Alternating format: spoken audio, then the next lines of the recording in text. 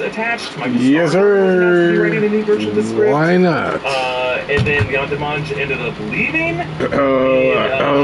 Sure. 2024, things were delayed from the WGA and SAG-AFTRA strike. Michael Green did a draft of the script. As of, let's see what the date is, late 2024, after Wesley Snipes does this joke in Deadpool and Wolverine about Blade, in October of 2024, Disney just removed Blade from its upcoming release schedule. And learned that Mia Goth was at some point going to be played trilogy. Fuck you up, bitch. And the last thing of it, Mahershala Ali's likeness was used in Marvel Zombies to play Blade Knight, but he didn't voice the character. So this begs the question, will any version of Blade be an Avengers Doomsday or Secret Wars? And if so, is it more likely to be Mahershala's version or Wesley Snipes' version? I feel like you don't need to be that. Yeah.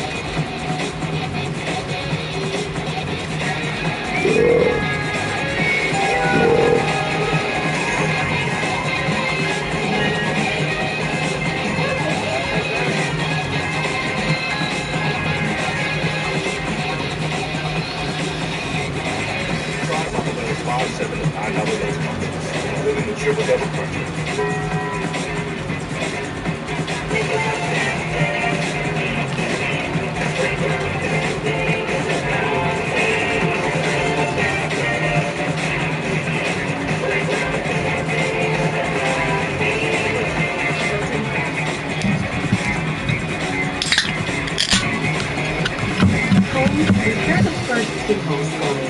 The Sorello home offers more square footage and high-end finishes. The Altessa home is more affordable, but features less square footage and a smaller home.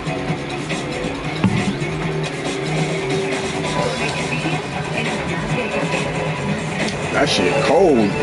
Ooh.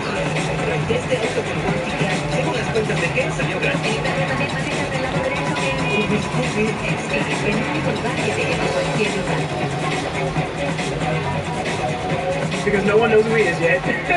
Only Dave Linden officially met him, so it's like you can literally What the fuck? We'll still be like shocked. Because we're also shocked because we just don't think it's coming. We on couches, It'll nigga? still be a great just introduction and Doomsday. And then just go back to period out.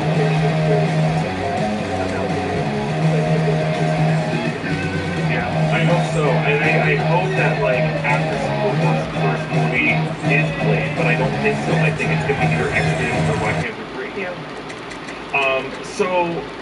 But I think it's great to go back and look at these films because, like, you can see Marvel Studios, it didn't exist yet, but a lot of these film executives were figuring out what works in superheroes. How far can you go in the genre? And I wish that, like, they learned more lessons from the first Blade than from Blade Trinity. Because Blade Trinity just feels like a bad version of most, like, aughts era superhero movies. But the first Blade was very steeped in the world of genre. It's a very well done and underworld. I mean, they took the line from the first movie. Everyone remembers the first movie. No one really remembers the second movie as much. And I think just always encouraging. Great stunts. Don't be afraid to make it R-rated. Lots of blood. Embrace vampire folklore and culture. You don't have to be too connected to comics, but I do think the character of Deacon Frost is interesting enough in the big comics. Yeah, I like the origin, because that's also Blaze was entire movie was. Just like, oh, my mother. I'm gonna go kill everybody. So that I was like, yeah, I like Deacon Frost. But if you don't want to do an origin, I think we all understand Blade enough to do it. I know how a vampire is made. I assume he got bit or some venom got into him, and this is what he does. Yes, and Blade being as successful as it was, and that trilogy overall being successful as it was kind of a proof of concept for Fox to take more of a gamble on the X-Men project they had in development. It was Sony to give Sam Raimi and David Kemp more, but Sam Raimi, more leeway, a longer leash for Spider-Man. And just, you can see everyone learning valuable lessons as Kevin Feige was working with Avi Arad throughout the odds. We're going to be talking about that process in the weeks ahead on the Road to Doomsday. Next week, we're going to talk about the Sam Raimi Spider-Man trilogy. No, we'll talk about X-Men trilogy, then Sam Raimi Spider-Man trilogy. Then we're going to talk about Daredevil and Elektra. And we're probably going to insert a little bonus episode somewhere in there to talk about Ang Lee's Hulk and how that led to Marvel Studios' Hulk that came out in 2008. So the odds were an interesting And before we even get to the MCU, we have to look at all these interesting experiments because they all contributed to the DNA that was part of the primordial foods that Kevin Feige was building this universe out of. And all of that nostalgia is going to be baked into it. That'd be so fun to see like that version of Luke being just gross normal will be going right away. Just being like, I like Luke. Yeah, even this. I love Blade, and I miss when Marvel movies could just be that. That's fucked up. God bless Blade. Well, Jessica, thank you so much for joining me on this first step on the road to Doomsday. Yeah, dude. What weird thing are you most excited to revisit in the year? Other than Blade, season 1 of Jessica Jones. Ooh! I sometimes rewatch that just for fun. Yeah. And I'm just like, dang, this is the most terrifying show. I'm like, this is so fucking scary. So I'm excited for that. For educational purposes, I'm kind of excited to revisit Punisher because I barely remember it. So I'm like, I'm very excited to go read Punisher. Not just the John Barenthal one. Oh, I thought you were gonna say not the Ray Stevenson Warzone one, not the Thomas Jane one. I'm sure other people might be. We'll be talking about that. I'm excited to revisit Ghost Rider. Ghost Rider. That was the deal with Mephisto in a Marvel movie. I rewatched Ghost Rider. Fun. Yeah. Fun. I don't care. It is fun.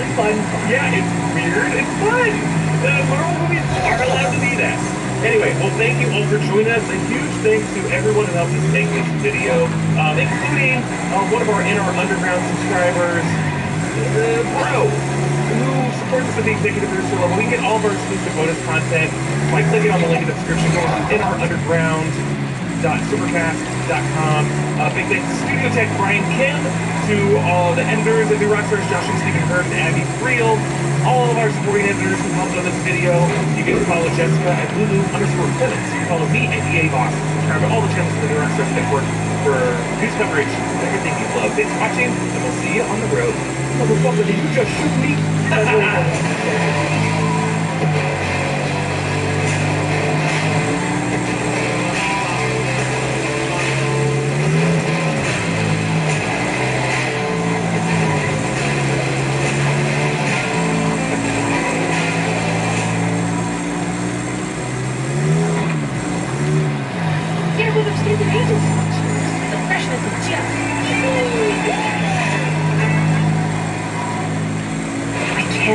really funny.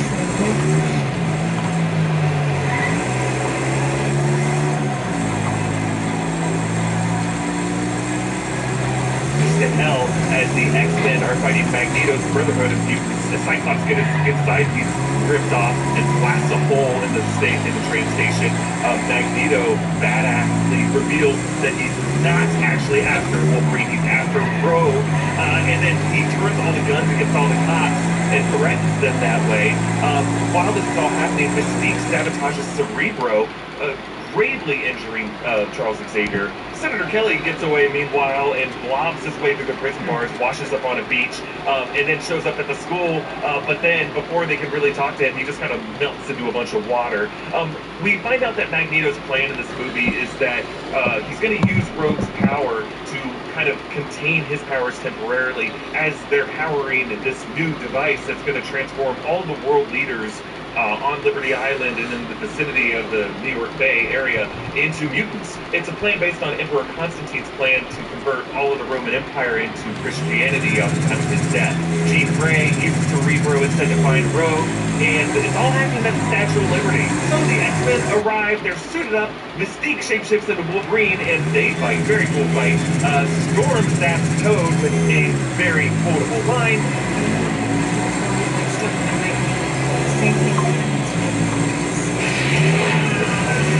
Wolverine fights Sabretooth on the top of the torch of the Statue of Liberty, or rather on top of the head of the Statue of Liberty. They're able to defeat Magneto before this device can really get too far into the New York area, where Cyclops and Jean Grey kind of redirect his optic blast in a cool way to blast it. Sabretooth gets blasted from the water, and then Rogue saps some of Magneto's energy, giving herself this silver hair streak. There's not enough Cyclops action in this movie, but Mystique survives all of this, pretending to be Senator Kelly for the next several years of his and her life. Magneto is put in a plastic prison, giving us this typical ending. So, Jeff, what were your general thoughts revisiting this movie?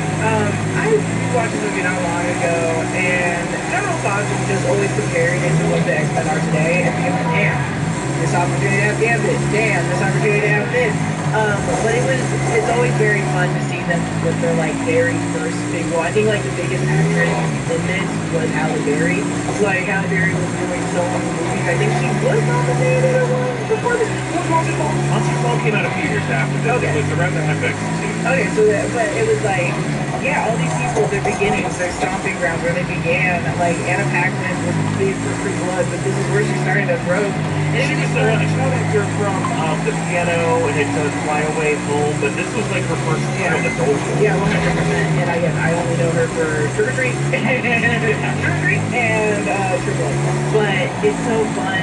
I think they, after watching Blade 2 especially, even that one line that Storm gives, I was like, ooh, this feels a lot like Blade. Like it has the same kind of vibe of like, yeah, it's like kind of like grotesque, but it's also just like the vibe is really cool, and we're just fucking right.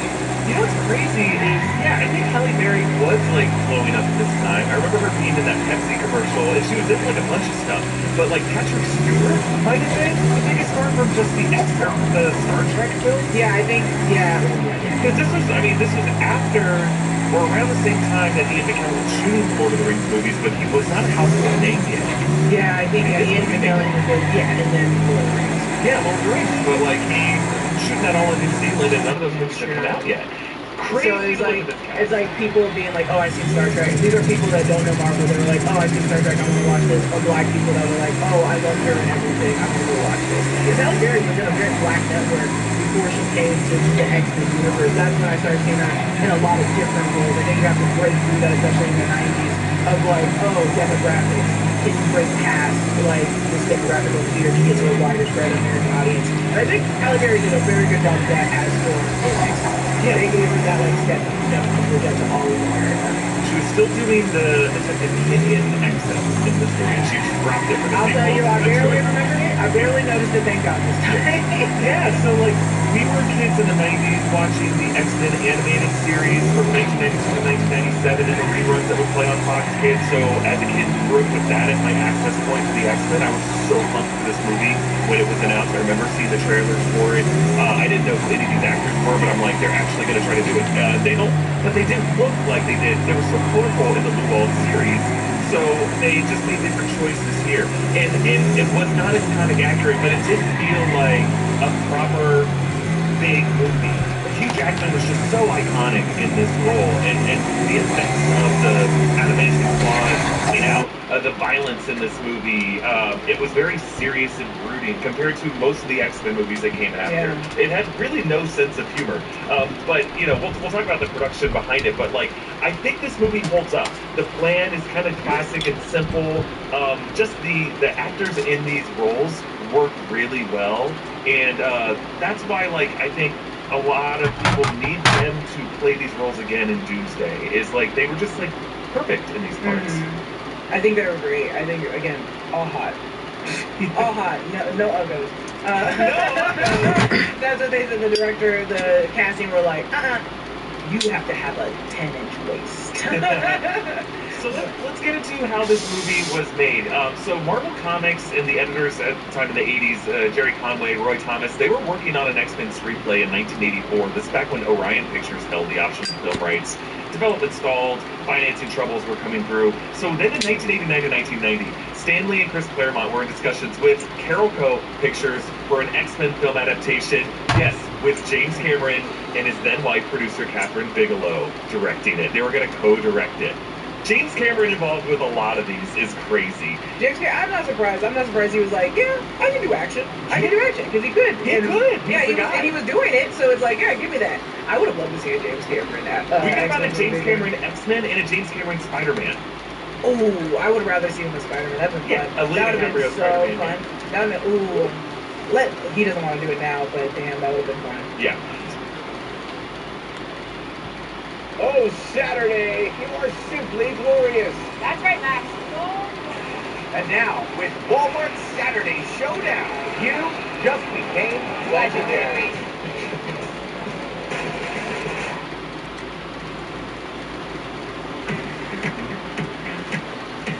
JL hairline, where every scalp is cleared for takeoff. Make me feel so miserable. Flonase relieves your worst allergy symptoms so you can start feeling better the same day. Save your relationship with nature. Flonase. Cash App has very much helped me save my money. So when I need it, it's just there. Just arrived, trending textures in every It Girls closet. Sizes 5 medium to 12 extra wide and everything in between. With comfort that's non-negotiable. Naturalizer, redefining fashion for all.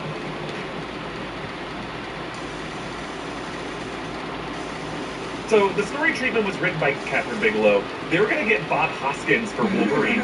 Yes, from Hook and the Super Mario Brothers movie. Yeah. Angela Bassett was going to be Storm. Fun. My God. Perfect. This fell apart.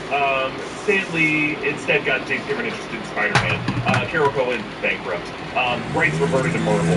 So then Marvel was in the 90s just trying to make any money that it could because it was going bankrupt. They tried to sell the rights to Columbia. It didn't work out.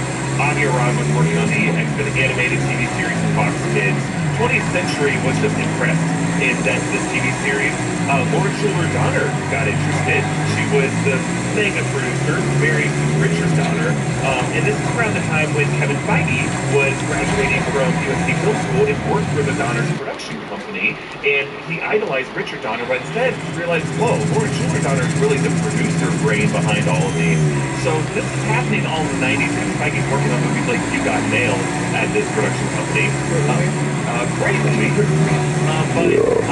So they're getting various different writers to work on this. There was Andrew Kevin Walker working on a draft of the script. This draft would have included Professor X recruiting Wolverine into the X-Men. That would have consisted of Cyclops, Jean Grey, Iceman, Beast, and Angel. The Brotherhood of Mutants would have been involved, led by Magneto, Sabretooth, Toad, and Juggernaut, and the Blob trying to conquer New York City, while Henry Peter Gyrich and Oliver Trask were attacking the X-Men with Sentinels that would have been like 8 feet tall Sentinels. And the script would have focused on the rivalry between Wolverine and Cyclops, and Cyclops is self-doubt as the team leader. And part of the backstory invented for Magneto made him the cause of the Chernobyl disaster in this draft of the script. And the script would also feature the X-Copter and the Danger Room. You turned this draft in 1994. But then Lana Calabrinus was brought in for another rewrite in 1995. This would have kept a version of Magneto turning Manhattan into a mutant homeland, which we kind of see in the official version of the script. And then focused on the romance between Wolverine and Storm. And then Michael Chabon pitched a 6-page film treatment of Fox in 96 that would have focused more on character development between Wolverine and Jubilee that included Professor X and Cyclops, Jean Grey, and Nightcrawler, Beast, Iceman, and Storm. And then under this plan, the villains would not have been introduced until the second film. At this time, Fox was considering Brett Ratner, who would later direct the third of these movies, as director for this first one. They even offered it to Robert Rodriguez. He turned it down. But then after Mortal Kombat, even Paul W.S. Anderson was brought in, maybe as an option. But then that went away when he moved on to Event Horizon. So then The Usual Suspects comes out in 95, and then Bryan Singer was like the it guy in Hollywood. So Fox even offered him Alien Resurrection, but he's like, no. Tom DeSanto, producer of this film, was like, let's get Bryan Singer for X-Men. And then Bryan Singer's like, I don't know about this comic book stuff. But then DeSanto presented Themes of Prejudice that would have been part of this movie. So Bryan Singer's like, I'm in. So then they bring in Ed Solomon, a screenwriter who's worked on a lot of stuff in 96. He's like working on another rewrite of it, and it was like a big deal. They're like, okay, this is really happening. And then originally there was going to be like a 98 release date, but they were struggling. Fox was with the script. Chris Claremont wrote another memo that was like, hey, you should really focus on these themes for the heroes. But then in 1998, the real version of the movie moves forward. Bryan Singer and DeSanto send in a treatment to Fox. Fox is like, this is perfect, because they're like, oh, it takes it seriously. It's not like it's Batman and Robin at the time. We're comparing Magneto and Trophy Saviors, MLK and Malcolm X. They make Rogue a more important character, and they're all excited for this. There was an earlier draft where like Kitty Pryde was going to be a bigger part of the story that was in Ed Solomon's script. They kind of merged that with what eventually becomes Rogue. They have this plot to turn all the world leaders into mutants based off of the Constantine plan, and then Blade comes out in '98. We talked about this last week. It gives everyone at Fox a lot of confidence that this could work, that a Marvel character could carry a movie. So they set the budget at $75 million, and then they start shooting. They have to remove the Danger Room from this version of the movie. They remove Beast from this movie. A lot of things just to keep the budget down. Christopher McQuarrie was brought in from The Usual Suspects to do another rewrite of the movie. He slated to work on the script, and eventually, after everyone worked on it, they also brought in Joss Whedon to do a punch-up on the script. But eventually, David Hayter, who was Bryan Singer's assistant, was just credited fully with the screenplay. You never see that happen anymore. That was a big, big deal. But a lot of people working on this movie said it was like the torturous process. A lot of people did not like working with Bryan Singer. He had kind of reported, you know, it was difficult to work with. He was claiming he had back issues, he was on medication, but we just learned a lot of things about Bryan Singer. Unfortunately, you know, the guy has a long history of sexual assault allegations, and a lot of this came out in 2000. Specifically, there was an actor in this movie named Alex Burton who played John Pyro, who was part of a movie called Apt Pupil that Bryan Singer shot, and he went into like the awful things that he experienced, the assault, and sued even people, including Bryan Singer and part of DEN Entertainment, which is kind of a precursor to YouTube back in the late 90s. And he played Pyro in this movie in a no lines, and he's a blonde guy who has a fire in his hand. He was recast as John Allardyce, you know, as the other actor in the second movie, but basically he had to change his name, and we don't know who he is anymore, but he like left the industry. There's just a lot of horrific things that happened here. And it's just really, really sad. It's a complicated part of the history. Revisiting them, knowing what you now know about Bryan Singer, does it make it hard for you to enjoy these movies? Yeah, I can't separate art from artist. Unfortunately, no. But I don't watch anything Woody Allen created. I do not watch anything Roman Polanski. I also think that people are like, oh, they were famous directors. I made just like the most eye-opening thing that led to this and that. And I'm like, yeah, there's also other artists that do the exact same thing. You just haven't found them yet. And so I think when something bad happens to an artist that you really love, you kind of just look forward to the other weekends of life that have made similar artists just as good. And I think that's prior to working on this, I was like, and I was like, actually, but I also know that like I was rooting for Hallie, and Hallie was also having a horrible time. And so you have to, it's really hard to revisit these movies knowing that like people suffer behind the scenes so dearly just to make other people happy.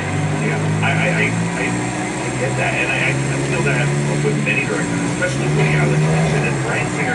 It's hard because like there are many things that are that are good, and the way I look at it is like I guess I can kind of separate the art from the artist, but I do have to hold two truths in my head at the same time. I have to hold my truth that hey, this movie did mean a lot to me as a kid. A lot of great people worked on it, and there's a lot of cool shit that happened, and without it, we wouldn't have a lot of cool shit that came afterwards. But I have to allow the headspace to keep it in my head that yeah, a lot of people suffered as a result of this movie, and I can't forget that. And I think we have to keep it as both things as part of the conversation. And so a lot of people are like, why do you have to bring stuff up? It's like, well, you have to know it. Like you don't have to be the person who like when you're watching Return or Two Towers and pause it and be like, Vigo broke his toe on this shot. You don't have to be that person who pauses it. But like, I think when you rewatch these movies with your loved ones, like, yeah, please talk about this stuff. Please take the time to read the stories of what people went through. Because like, that's the only way to stop these things from happening in the present day and happening in the future. Is like in the same way that like, the movie has this meta message of we can't forget what happened at Auschwitz, we can't forget what happened with other oppressed groups. Like, you can't forget the oppressed people who suffered on this. Yeah. And know their names, know their stories. So we're going to talk about it on the Road to Doomsday. I hope you're okay with that. If not, I really don't care. But it means that, like, you don't want to go back and watch these movies. You don't want Bryan Singer to get royalties. Hey, you can watch Road to Doomsday. He's not getting any royalties from our AdSense, I'll tell you that. The casting of Wolverine, we should talk about. Hugh Jackman cast in this role ultimately, but originally it was going to be Russell Crowe. He was the first choice at the time. He turned it down. And what was interesting is there was another actor who was brought in. Like, they were looking at a lot of different things. Doug Ray Scott was another actor actor. You who tried was to the get me, villain in Chad. Mission Impossible Seen 2. that shit. He was going to be in this movie. He had a motorcycle accident, and then when they were shooting Mission Impossible 2, Tom Cruise was like, no, you can't leave production in Australia to go shoot this X-Men movie. They were talking to Viggo Mortensen, but eventually Russell Crowe recommended his friend, Australian stage actor Hugh Jackman, whose biggest credit at the time was the 2000 revival of Oklahoma. He auditioned. Kevin Feige drove him back to the airport and said, hey man, I don't know if this is going to work out, but I really liked you. This 26-year-old producer said this to him, and eventually he gets cast. Hugh Jackman does it, and then, reportedly on set, freaking Bryan Singer banned comic books from the set, but Kevin Feige set up his office as like a safe haven filled with comic books. So Hugh Jackman said he would sneak over to young Kevin Feige's office to read comic books to figure out what the character's all about. The line of "What do you expect yellow spandex" was an ad-lib recommended by Bryan Singer. The line of "What do you get when you strike a toad by lightning?" Same thing that happens to everything else. That was a Joss Whedon punch-up, trying to bring some liveliness into it. It sounds like a Buffy line. It does sound like a line. It sounds like something for Buffy, and the Buffy would immediately kick someone in the throat. And you know what's crazy about it? The line on the page isn't that cringy, and there is a mismatch between Halle Berry's delivery and the Buffy type of That's the thing. Buffy also is like, it's hand-to-hand combat, so it's like, it hits a little bit harder than being like, see ya. Okay, I'm like, deliver that line a little bit. Like, come on, bro, you can throw that in. We can put nothing more with credit. super credit. Halle Berry's just trying to do what she's doing for the rest of the movie and play it like that serious. She wants to be an action star. I wish she would. Which I think she grows into it a little bit more. Actually, as it kind of goes on, she gets a little bit less and less Heather. But she gets more confident in that position for sure. It feels like first as Storm, she's like, I'm really strong, but I'm gonna hold back and quiet. And I'm like, Storm, get your ass in there right now. I'm like, you're the only person with these abilities. And so it feels like she's holding herself back a little bit. Yeah. But overall, it's pretty fun. There is a Stan Lee cameo in it. Stan Lee shows up as one of the guys on the beach who is riding Dave Pacific Chili, walking up. There's a lot of cameos in this. Ultimately, they did make the decision to put them in these black leather jumpsuits. And this was like a big point of consternation. They had the line about the yellow spandex. And originally this was like, hey, it looks really cool in the Matrix. It looks really cool in Blade. We did want to do a comic accurate thing. This is like a Bryan Singer thing, even though Chris Claremont and Tom DeSanto and Kevin Feige are like, it would be a lot better if they did Blade didn't do it. We're not doing it.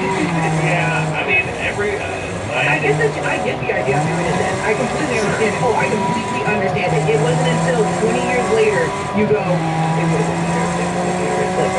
It would have been much better if they did. But I understand why they were like completely against it. I completely understand. Lauren Schuler Donner was also like, it'll help them blend into the night.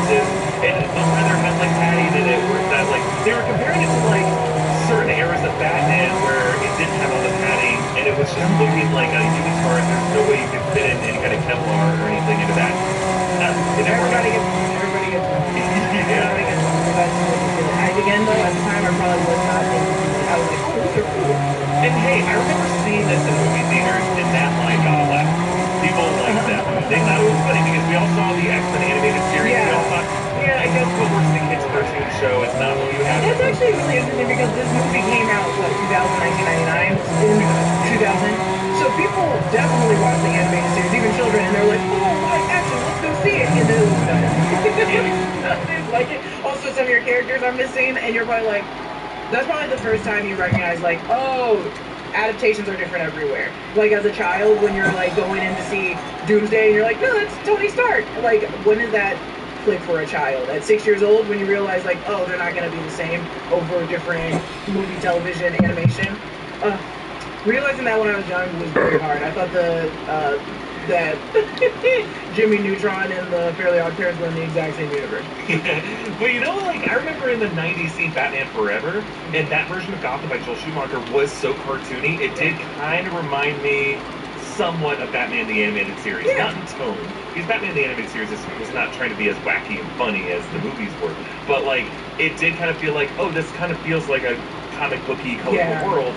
This movie, I'm like, oh no, there's a separation.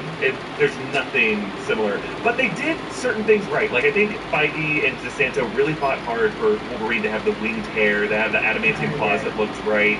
And there's certain aspects of the character, just the eyepiece of Cyclops looks so cool. Oakley's got a big, like, sponsorship in the franchise. Like, it felt like the time, and they did a pretty good job.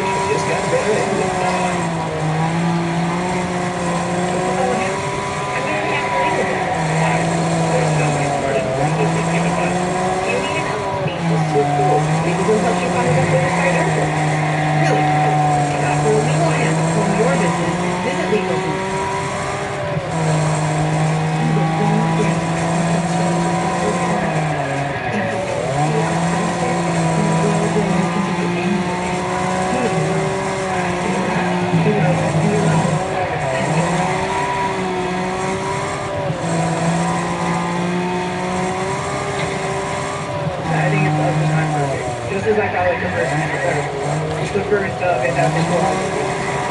Yeah. We can't go. When I was a child, I was like, this is exactly what I expected. Yeah, and they really got Professor X right. Yeah. Like, Patrick Stewart was perfectly cast in this role. The Cerebrum, like, the opening doors of the lower levels of the X mansion just looks very cool. I know that's not Magneto, but Yeah. It's a take on it. And it's such a good take. It's like, he's still just a movie. Yeah. He's still just recruiting. If anything, I'm more afraid of him than I am of the big Jughead one. The one from the animated series. No, the big version of it. Yeah, he seems old. Yeah. He seems older, but kind of like the old man surprise as he was how, like, vicious. Yeah. Like, he's just tired. Like, old, like, I don't want to go see him. He's upset. He's always going to be upset. What he has seen the worst of humanity and will never trust again. I would hate to be able to walk into the front of him, dude. And I think this solidified Magneto as an Holocaust survivor, and I think that is essential to Magneto's backstory. If it is something that, like, I think if they ever try to recast Magneto in the MCU, it's gonna be awkward if he's not a Holocaust survivor. I think you have to speak with the tone of each character. I think what I'm interested in is, like, how are you but, like, how are you gonna bring up Storm? How are you gonna make her the one that's in Egypt is going to Wakanda, or are you gonna make her just not going to Wakanda at all, or whatever? I'm like, those are the ones I think you can still mess around with, but, like, Magneto. I don't worry, like, if they're set in the 2030s, whatever the new is, how do you do that without making him like 110 years old? I don't know, maybe they can stay in the Stone Age, or maybe he's from another universe where that Holocaust happened and he's just transported in time by 40 years or something like that. That'd be crazy, unless they, like, that, like, his parents went through it, I guess. I don't know. I'm trying to think of, like, what they would use as, which, if your parents still went through it, if you lost your parents that way, well, he'd still want to be alive. He can't be 100. Right, you'd have to be, if they were parents and grandparents, it's just not the same if you're a generation removed. They might try to say it was like the Rwandan genocide or something like that. I would just say attribute that to another character. That's a different character story. That's not his story. Yeah. So we'll see what they end up doing. But you can see why it's so important to a lot of people that Ian McKellen is coming back in Doomsday to play this role again. So the budget for this movie, $75 million. It made $157.3 million domestic, $296 million global.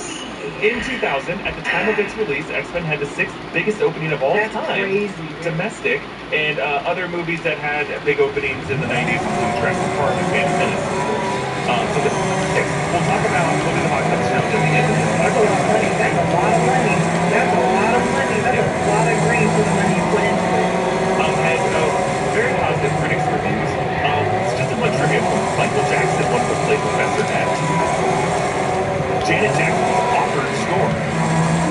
So can you imagine a version of this movie in 2000 that had the Jackson family in it? Oh, that's not my role. I mean, that would be so batshit crazy. Because that man has 90% of the dialogue, and then you get Michael Jackson with the rhythm. I'm not being sick. But I think Janet would have been a great star. I think Janet would have showed us. She was an actress, too. Sweet Nothings. Oh, look, Sweet Nothings. This story. Yes. I hope she comes in with just what she was wearing in Rhythm Nation. Straight up. It's black, it's leather, they can do it. She's just wearing the little hat. Janet Jackson in the store makes sense. Yeah. I can't picture Michael. No. That's a joke, and he did that to big one. I'm not gonna believe that. It's right. He was gunning No, for it. and he was. As a joke. Since Like, the I early think 90s, he was not going to change camera, and he wanted it. good for him. You were never gonna get it. Crazy. I think one of my favorite things about this movie is the stunts, the action, the one-on-one fights. And you know what? You know who helped on those fights? He played Klein. After he had played Short Round in Tickle and Zoom and was struggling throughout the 90s and stereotyping casting and couldn't really get his career off the ground, he continued to work in stunts and worked with Hugh Jackman and Rebecca Romaine on this movie to help choreograph that scene. And you can see behind the scenes footage of this guy just looking like a total pro as he's helping choreograph these fights. So he was always kind of connected to the Marvel films, part of the DNA as well. From this movie, Kevin Feige continues to work with Marvel. He was like Lauren Schuler Donner's assistant, and then he goes to work with Avi Arad and Marvel Enterprises after this movie. So he goes from having an office or working a desk at their production company to working at Marvel's production company after this movie. They considered him that essential. They're like, you're going to be a producer on everything Marvel that we do after this. Any other thoughts before we wrap up and move on? Just this first movie. The first movie, great. We're watching it with the baby. Also, weirdly, when rewatching it, I noticed that American Horror Story that is now owned by Disney. American Horror Story has its first opening scene is with a girl named Zoe Benson who has rose towers and kisses her boyfriend and kills him and freaks out and then he goes to the hospital and dies. And I went, oh, that's exactly what the beginning of the first X-Men movie is. And you can say that was inspiration, but I'm just calling you out, Ron Murphy. I think you just straight up stole that scene. It's the exact same scene. I went, this is exactly what happened with Zoe and American Horror Story took it. And then I went, wait a minute, she just has rose towers.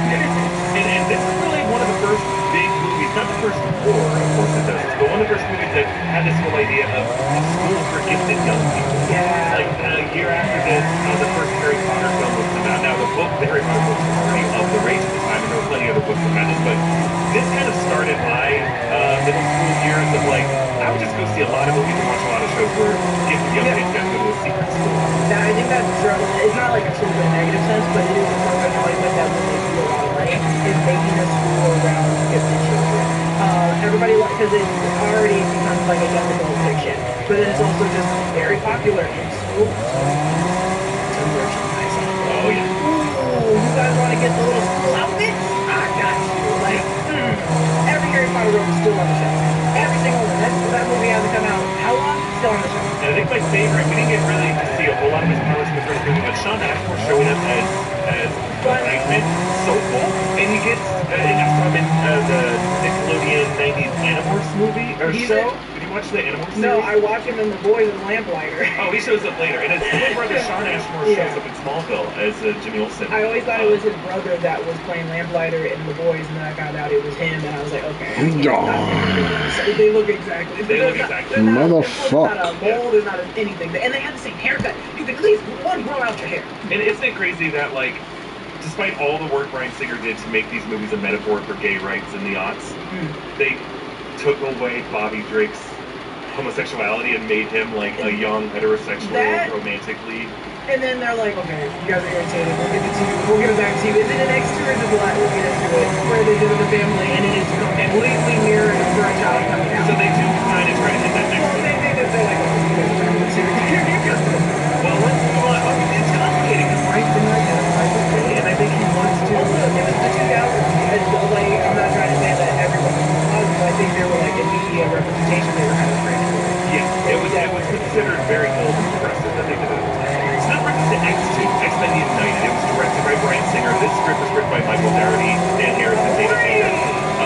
It's distributed by Fox, released May 2nd, 2003. So we're really eyeing that first weekend in May now.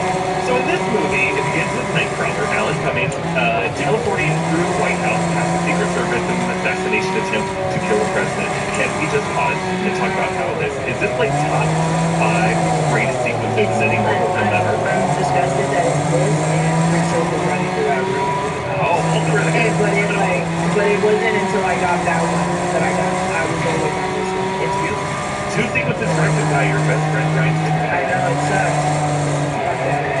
Fuck that. But man, it's such a good, well choreographed scene. The stunts are incredible. Alan Cumming's super fun, and then all the stunt team as a whole. It reminds us of Superman 2 when General Zod invades the White House. It's terrifying.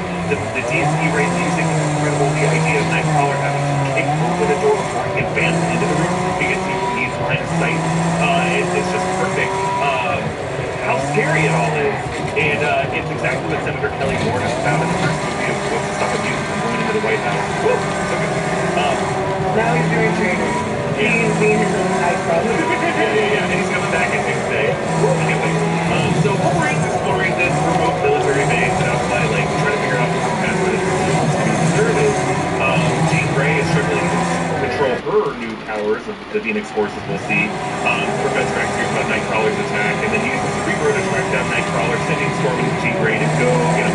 Meanwhile, freaking Colonel Stryker, played by Brian Cox, is going to the White House to say, Mr. President, these people have a training academy. Senator Kelly, who's actually been sticking this guy for the past 3 years, just going to all of his fundraising. I assume, like, it's so funny that she's going to be Robert Kelly, and no one bats an eye at it. This is my favorite X-Men movie, but my favorite part is the fact that no one questions, like, oh, behind the scenes what's happening, because it's this, and I think it's also this one where you're like, when she disguises as the blonde lady against the guard in the bar, and I'm also like, oh god, it's just, there's so many things where I'm like, this team can do whatever she wants. It's so limited, and she'll win every time, and I love her for it. I love her. She is. And Rebecca Romaine, what is your burn? Has to wear this prosthetic full body makeup. The CGI of her shape-shifting in these earlier movies actually holds up because they do this set real scale. The place. It looks better than the Squirrel shape-shifting movies. Yeah, well, I think it's so much more fun, and it's so great, and I think the visual effects, even if it wasn't the greatest at the time, it still, it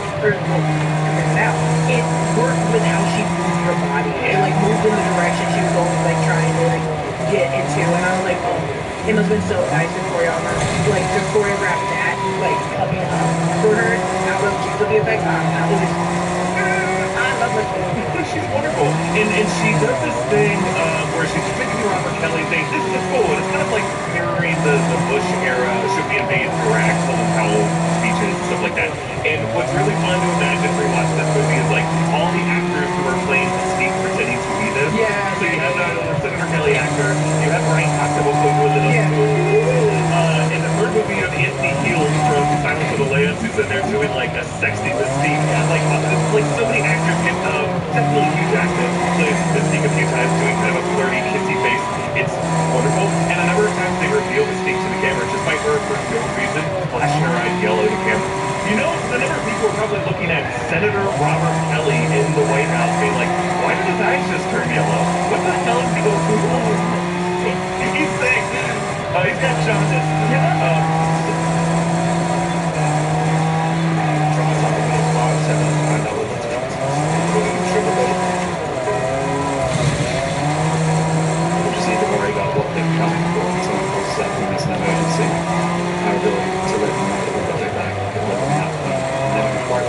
I do this job. Praise or anything like that, but somebody to have your back means everything.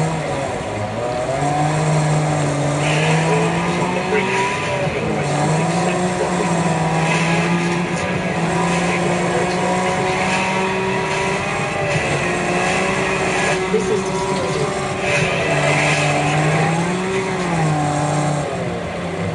Never use the hospital like that.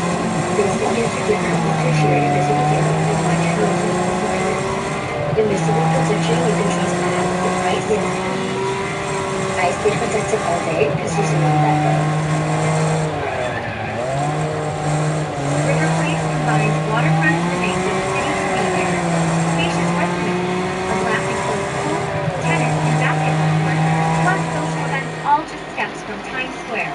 River Place, where lifestyle and luxury meet. Motherfucker, trophy, silver time. Oh so basically, Colonel Stryker gets the clearing to go raid this school. So Cyclops and Charles go to Magneto's plastic prison. I love this plastic prison.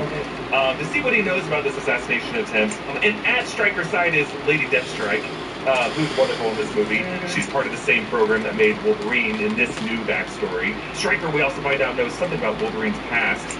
But Mystique is able to break Magneto out of prison.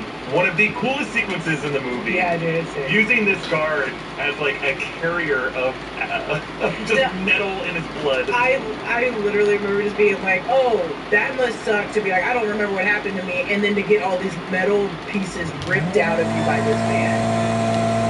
Also, the idea is so disgusting. What the fuck? Whoever, like, when you're writing it, it's like, why did you come up with it? There could have been a million things you could have done. You could have had Mystique walk up in there as someone else and just throw metal into the air. It might have been easier. But instead, you had her learn this man on a bar, shoot metal into his ass, and then he goes to, and then also the research of making sure this is the man that's looking for food. Yeah.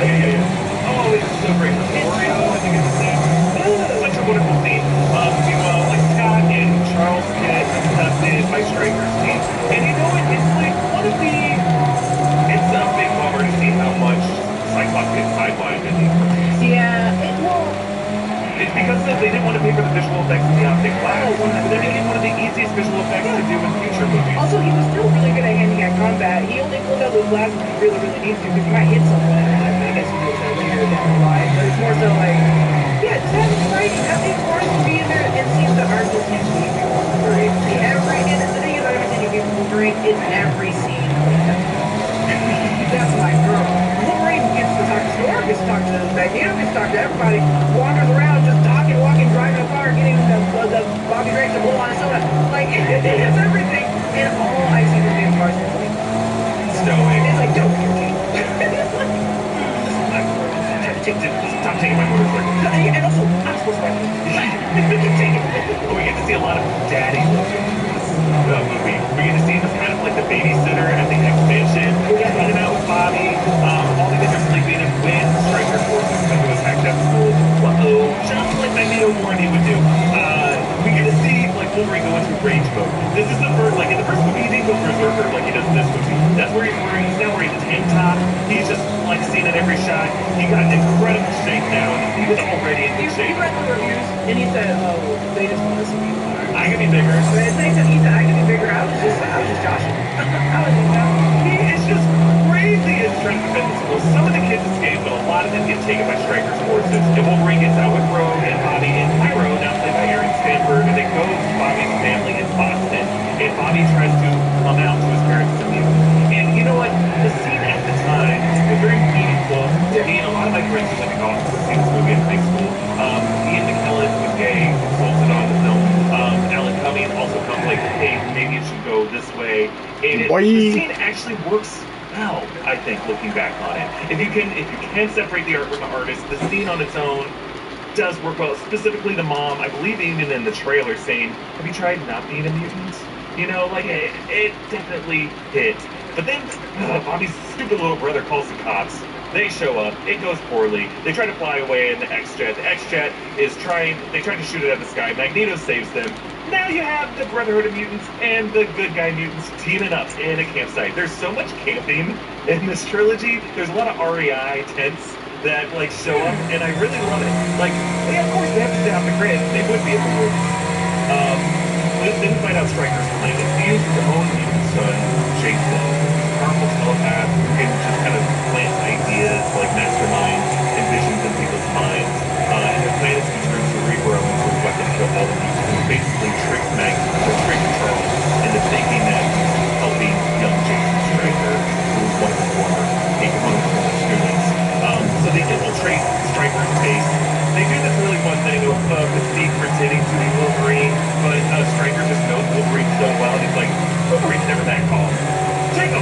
And then she kicks everyone back, and then does this backwards slide, flipping off the character, and then turns it into Stryker at one point, and even we're all watching like, whoa! Like, we're surprised by her. Brian Cox does a little wave. They're trying to destroy Cerebro to stop whatever Stryker's planning to do. Then Magneto shows the true colors, turning the table, and then basically what they do is they get into Cerebro now, telling Jason Stryker to tell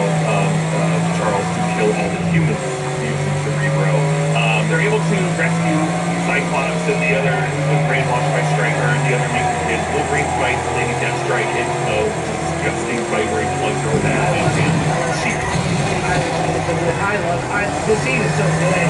Yeah, he's so good. As soon as you realize what happened, because also he's strong and he has the come out nothing, but she's trained. She's trained. She's like an actual trained combat fighter. So I was like, ooh, I love this. He was not ready for her to literally flip over him and cut his face immediately. I mean, he can regenerate it, but Jesus Christ, it was such a good fight. Yeah. Stryker's left to drown, chained to a tree.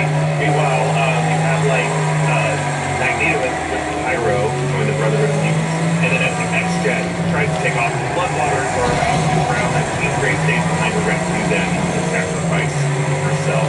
And then the X-Men confront the U.S. President in the Oval Office and tell him like, "Hey, chill out, bro." And they kind of do, and they all, and then Scott's still distraught over Jean dying. She's not really dead, not fully. I agree. I think of the three, this is the best of the film. I love it. It was like also damn good job of like a million different people from different parts. They're not together for a good chunk of the movie, and it's still there. Yeah. It's really hard for me personally. When you split teams up, I'm like, I'm gonna start putting in hierarchy, which was more interesting to me. And then I was like, no, I'm interested in where everybody is going and how they're doing and how they're. And like, I think they did a really good job of teaming up people like Wolverine as the babysitter, and then putting Jean and Storm together, and then we both. I was like, oh yeah, that's great. The only person who gets sidelined, I would say, is Ghost. Yes, Winnie Ghost doesn't get much credit in this movie. But when I look back at this movie, I'm just amazed at the number of great sequences in it. Like, a lot of superhero movies, when you go back and look at them, even in the MCU, maybe you're lucky if they have one good sequence. Here, we have the opening White House attack. We have the school nighttime raid, which is terrifying and awesome. We have Magneto's prison escape, which is hilariously fun, how he uses his reload orally with just get killed, like, as he flies out of it.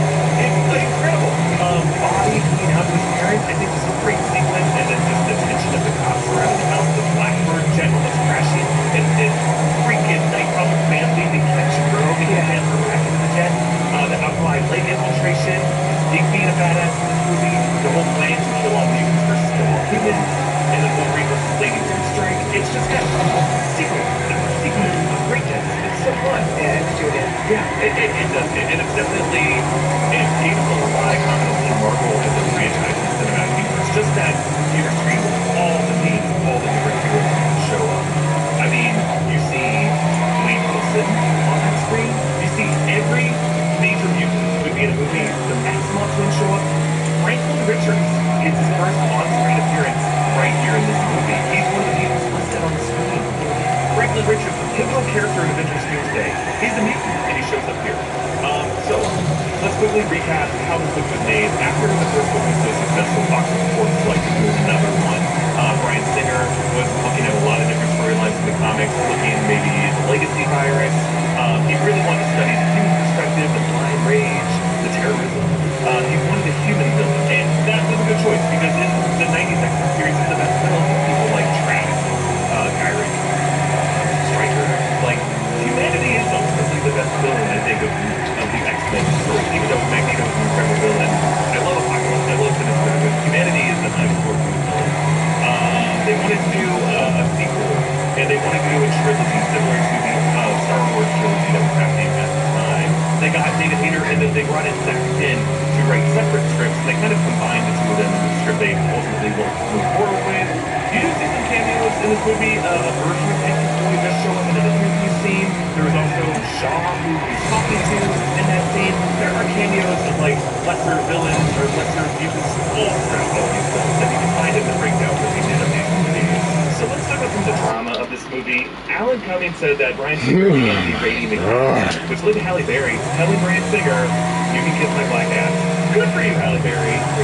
Alan Cumming would also say that working on the film was just a bad experience overall. Apparently the cast went in while they were still in costume had to confront Bryan Singer for behavior in his trailer. That's crazy. That's crazy when you got your cat too. Like, it's very common for unfortunately for like crew to like have to deal with this cast. But then when your cast and your crew are both like, hey, you're fucking this shit for all of us. So if you like certain things, like if this movie meant a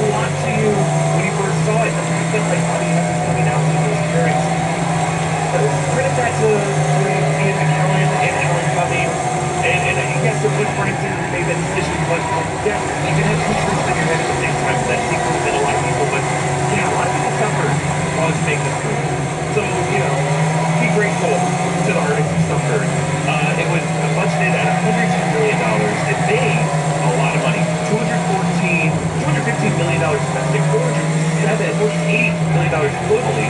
Rotten Tomatoes score 85%. Cinema score A. And this is like the first X-Men movie to have like the flashy comics logo. It was also seen in Blade Trinity. Yeah, a lot of cameos. Brian Singer cameos in this regard. I like the detail of Magneto's first number being 001, implying that they wanted him to be the first of these mutant prisoners. No Stan Lee cameo in this movie. Any thoughts? Well, that's true. She's great. Yeah, She's great. it's the most rewatchable. Yeah, definitely. I think I've rewatched a portion of it. Do not like first class. I like the first class. Because Star Wars.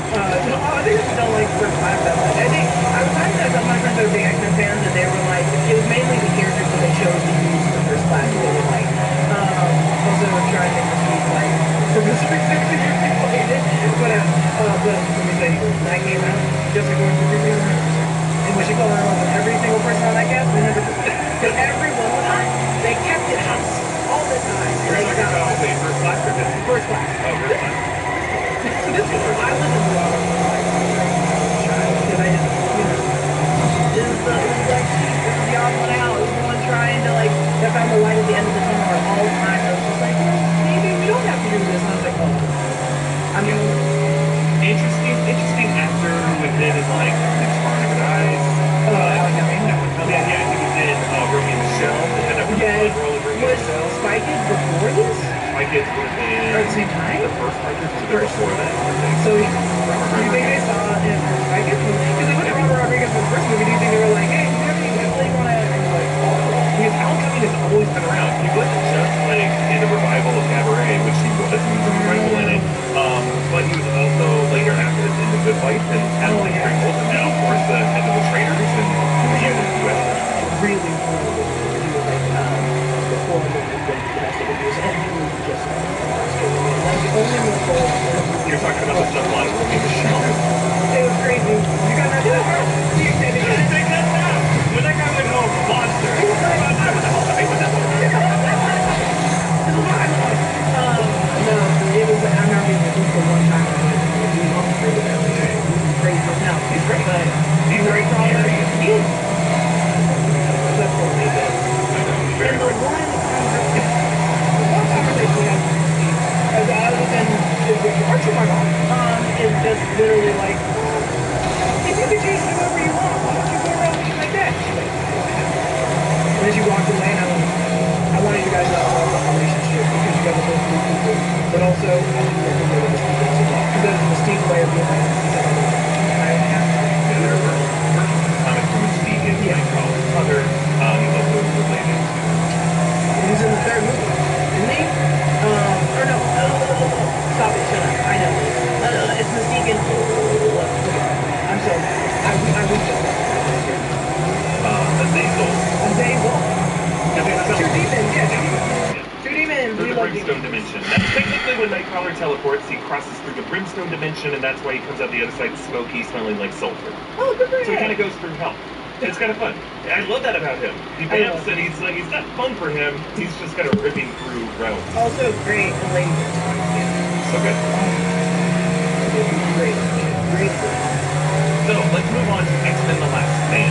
This was directed by Brett Ratner, and it was written by Zach Penn and Kevin Kinberg. Bryan Singer was focused on to Superman Returns for Warner Brothers.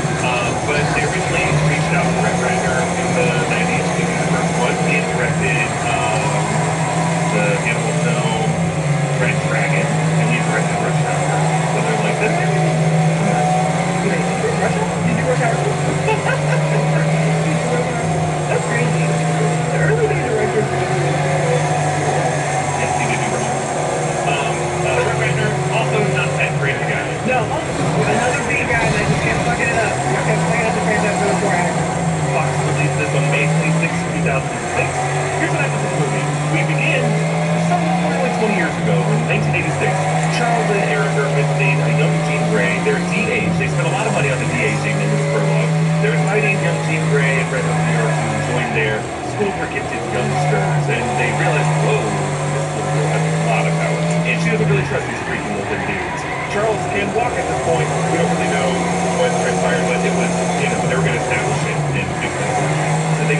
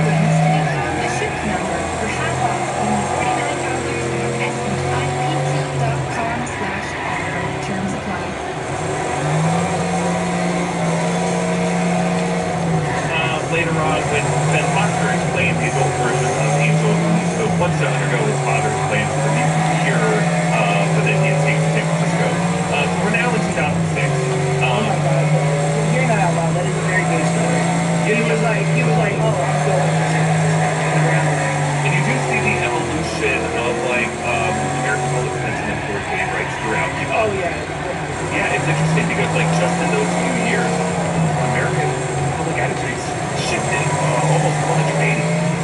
So we now have a situation where there's a cure for the mutant gene that's created a huge division within the mutants. Magneto opposes it along with many of the other Brotherhood, suggesting it's going to be used to extinguish mutants entirely. Yeah, so the Brotherhood kind of mobilizes and they attack this mobile prison. They free Mystique, Multiple Man, and Juggernaut.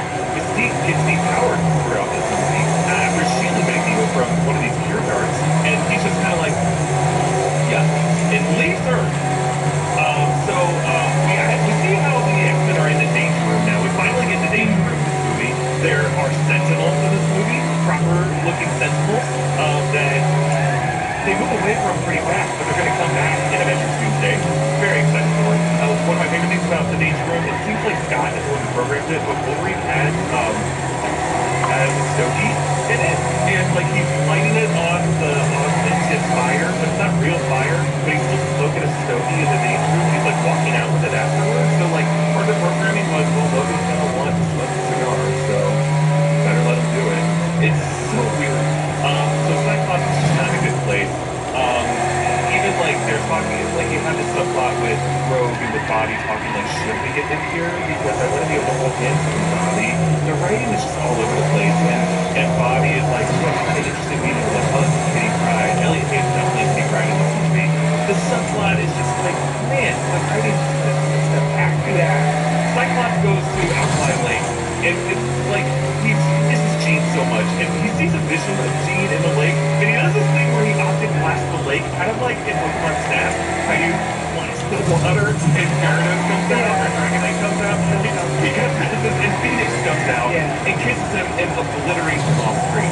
The whole idea was James Marsden was shooting Superman Returns with Bryan Singer over at Warner Brothers, and they're like, well, we have to write him out somehow, so let's kill him. And they killed off the character rather than just shooting all of his scenes early. It pisses me off to no end that he gets like done dirty like this in this movie. Professor X sends Wolverine and Storm to try to find him. They find Jean unconscious. They're like, oh, Jean's actually still alive, but they find out very quickly, oh, she's not Jean, she's Phoenix. This movie has a lot of problematic, like, schizophrenia depictions. They try to ground Jean Grey's Phoenix powers as not a cosmic force, but rather like a mental health thing, which is very popular in mid-aughts. But why not just let her be a cosmically powerful god with heaven in her body? Why is that such a problem? They find Jean back in her hometown, and they find her there, and basically Magneto and his Brotherhood are trying to capture her. Charles tries to appeal to her, but then Jean obliterates him. There's a whole fight scene. There's a lot of deleted takes in the scene. There would have been a really cool thing where Storm would have channeled lightning to go through Wolverine to disable Juggernaut in the scene. Vinnie Jones plays Juggernaut in this movie. Incredible casting. So then Magneto is basically spent most of this movie camping in the woods. I'm telling you, there's so much camping in these movies. And then Jean Grey / Phoenix is just like freaking everyone out, creeping everyone out in this movie. Mystique snitches on Magneto, as she should. So the FBI tries to raid that base, but they were fooled by Multiple Man. Yes, Multiple Man from Euphoria actor. He's in Euphoria? Eric. What's this? Wait, the dad? That's him? I know who you're talking about. Say the name though. Yeah, Eric Dane. That's Eric Dane. Yeah, Eric Dane played Multiple Man before playing that I can't see it at all because there's no beard. There's no beard. That's Eric Dane. Grey's Anatomy. Hot shit. That's that guy. I need to go back and look at it closer. A ton of the Omegas are a big part of this movie. They just fit every mutant they could, and then invented mutants for this movie. At some point, Wolverine tries to raid this camp, and they had to invent the scene where like. He gets attacked by some of the mutants first, because otherwise the original scene is he just runs through this camp and kills random mutants, and it feels very like, you murderer, like, what are you doing? Part of the plan is they're all kind of marching towards Alcatraz. That's where this government facility is, where they're using this kid to produce the cure.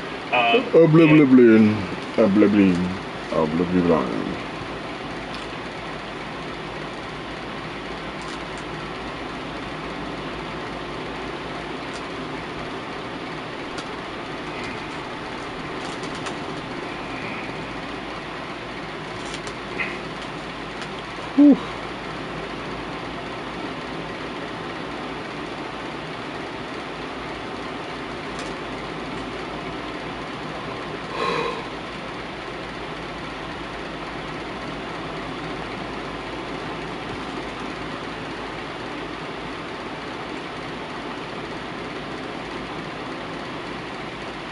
The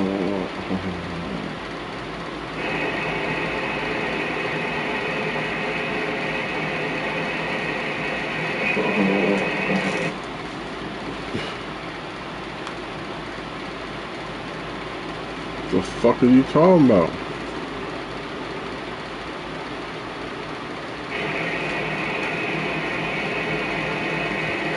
The fuck are you talking about?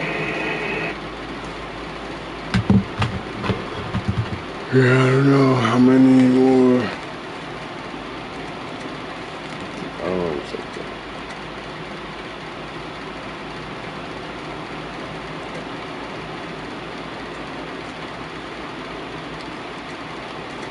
He'd be redder than a herring.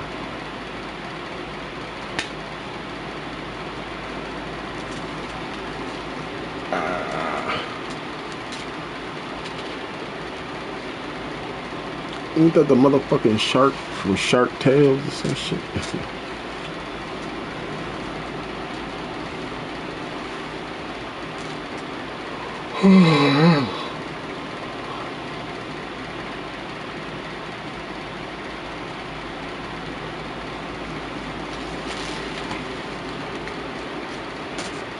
Mama!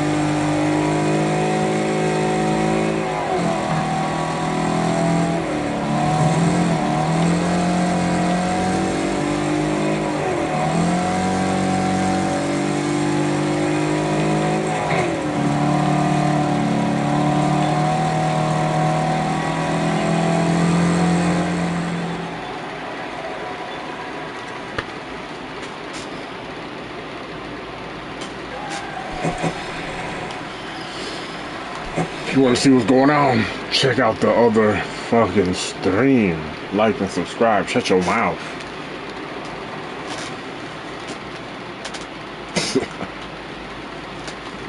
Get these shits out the fucking way. Just go, man. That's it.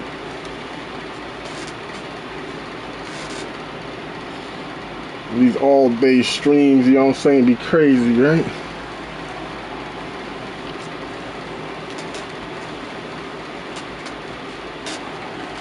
Oh, they try to take it.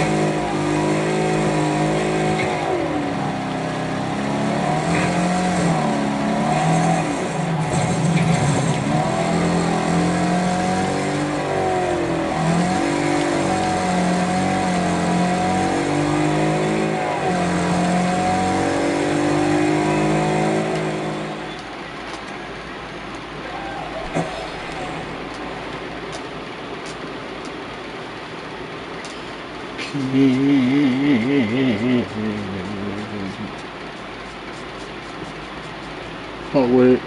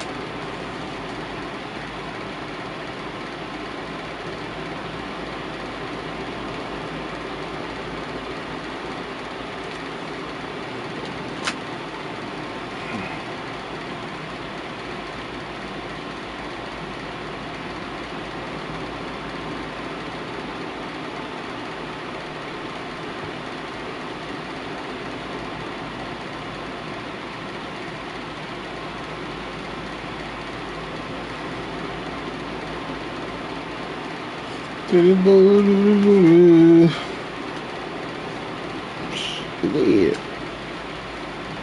Brup. Brup. Tagada.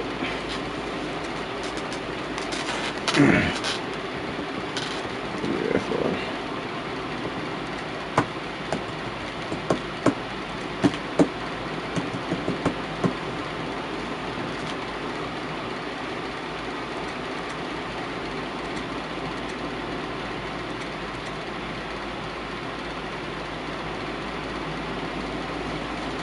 Tamale, tamale, tamale, tamale, tamale, tamale.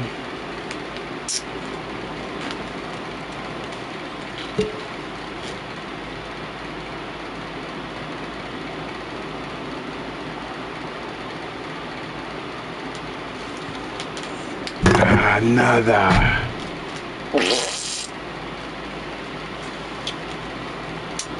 I mean, the game is alright. The game is alright. You know what I'm saying? The game is alright. Good.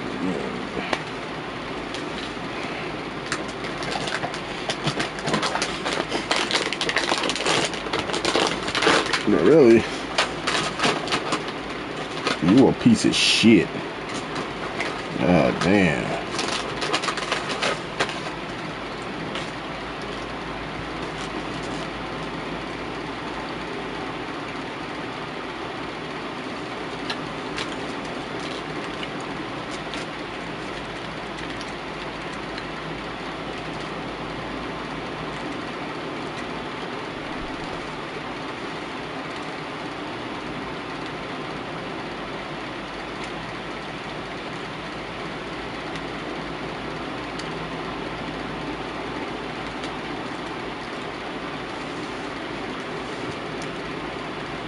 The Hillbilly Rodeo.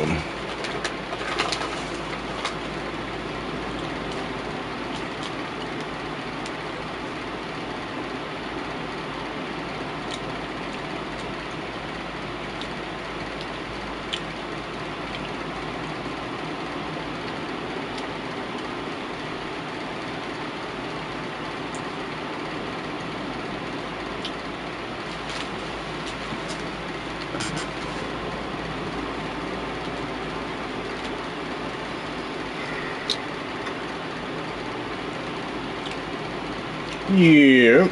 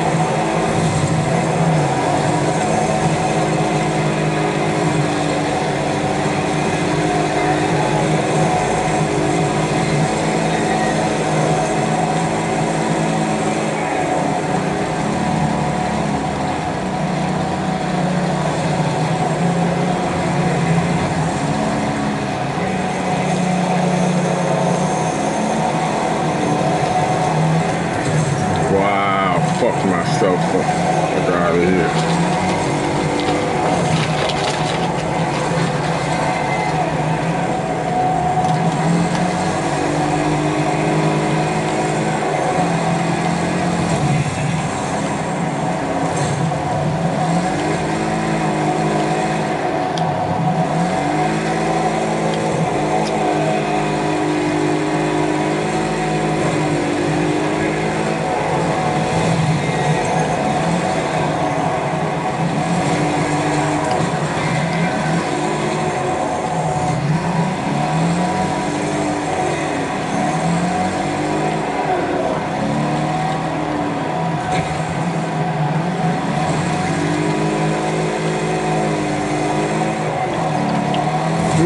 Bitch.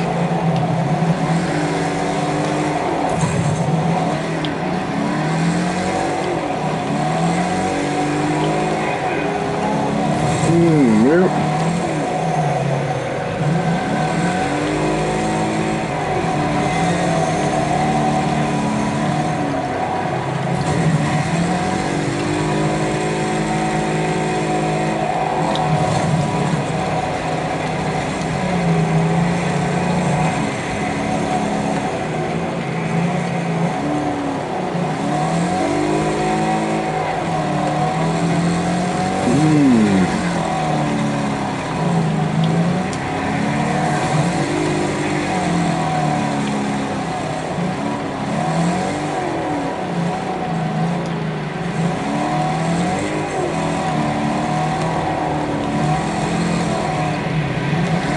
fuck?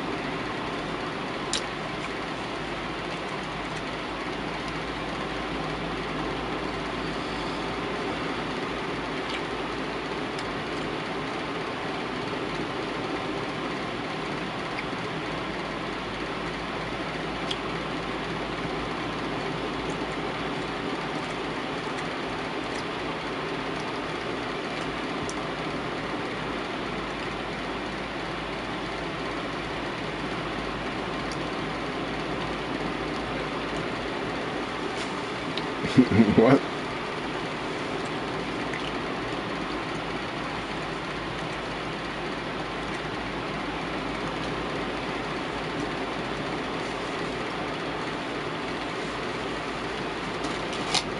$5,000 damage.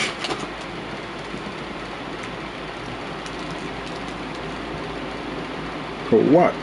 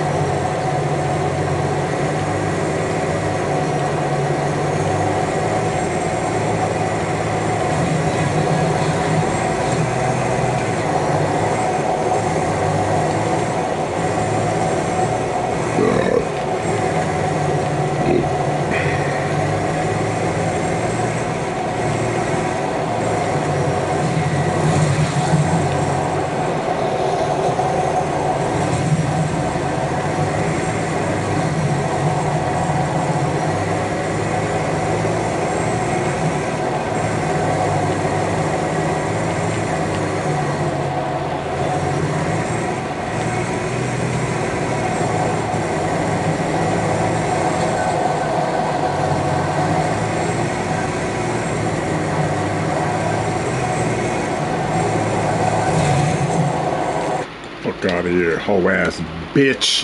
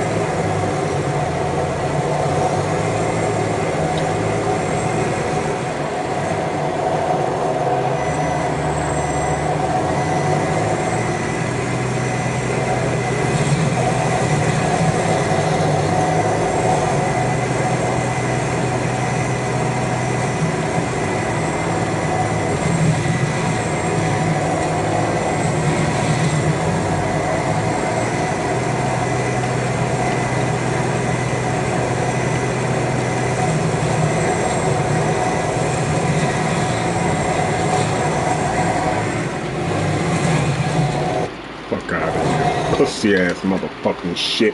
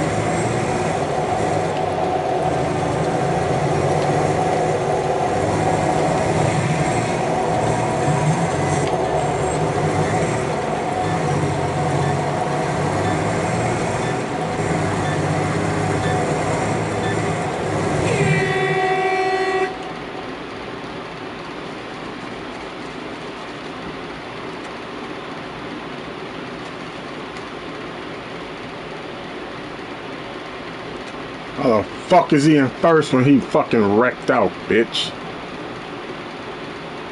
I don't care if he wrecked more fucking cars. They just wrecked themselves, yo. Get the hell out of here.